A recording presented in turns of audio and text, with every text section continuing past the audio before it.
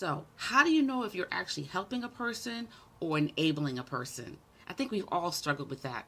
Well, listen, stay tuned to this video and learn if you are an enabler or if you want to empower.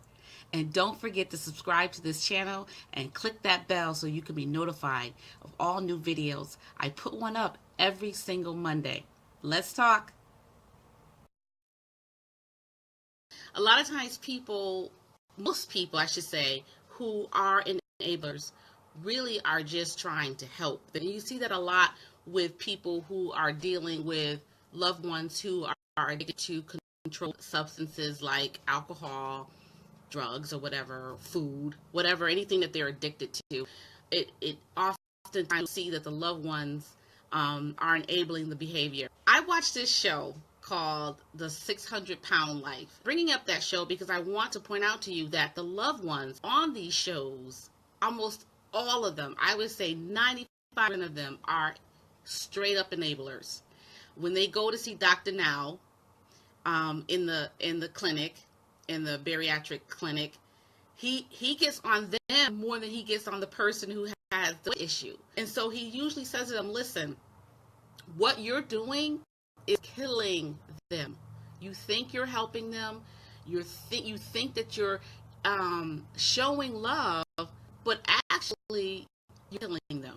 And so you need to stop being an enabler and you need to start empowering them. One of the signs that you can tell that you are an enabler is if you make excuses for people's behavior. So, perfect example, if you have a child who is misbehaving or behaving inappropriately, and as a parent or a guardian or whatever, you choose to look the other way. Have you ever been in the store? Come on, people, let's be real.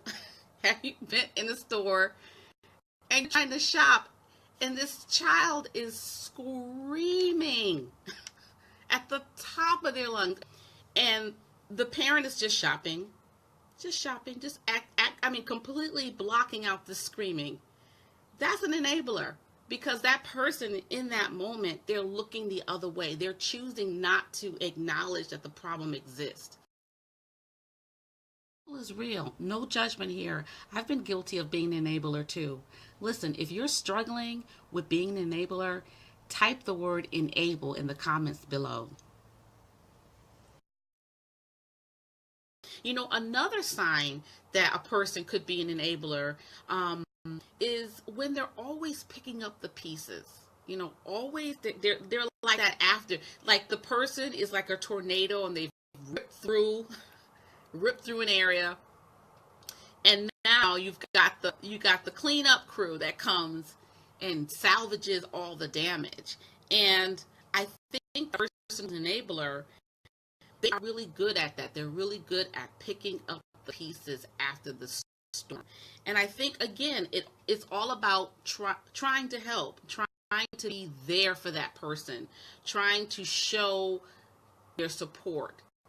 But I also think that it's also sometimes people are just resigned to the fact that, okay, you know what? That's just how she is. That's just how they are. And they're not going to change. And so I might as well just save face and clean up the mess that they've made so that it doesn't look too bad. Right? But that's not helping the person, because then that person just continues in that behavior without any sense of responsibility. Just to bring it down and just give you a core definition, a person who is enabling is a person that does for others what they can or should do for themselves. So a person who is being enabled, that person is living on the easy street because they have no healthy boundaries. They have absolutely no coping skills, zero accountability. They don't respect other people, and they don't have a sense of community. They don't have a sense of belonging. It's all about them. It's all about me. Being a person who empowers as opposed to a person who enables really means that you are teaching and then you are equipping. You're not answering all the questions for them, because being able to think properly, being able to have the right belief system is paramount, because everything you do in life, every place you go in life, your thoughts take you there first. So another thing you want to do to encourage a person to step out and start to do things that they know to do or that they should do is to celebrate when they make progress. It's so easy, goodness knows, it is so easy to complain when something is wrong. So when this person that you've been enabling and you're trying to kind of cut those ties and switch gears and shift things from being an enabler to being one who empowers, you want to celebrate when they do something, when they make progress. If you love a person, you want them to do well. You want to empower them. And when you enable them, you're not showing true love for them or for yourself, honestly, because you're being used and misused. So you've got to love yourself enough to kind of switch it up too. You want to connect them to resources. We're talking about going from being an enabler to being someone who empowers. So you want to connect them to resources that can help them. You have to learn to set your own boundaries. And you have to learn the art of saying no. And listen, you can say no in a way that empowers and is respectful. Set your healthy boundaries. Decide, you know what? I want to help you. But if helping you is going to hurt me, I cannot help you. And so you have to learn how to set your boundaries. You have to be okay and at peace with saying no. At the same time, you're honoring yourself and you're respecting yourself. You're showing them how to honor and respect you. You have to kind of release, knowing when to release and let go.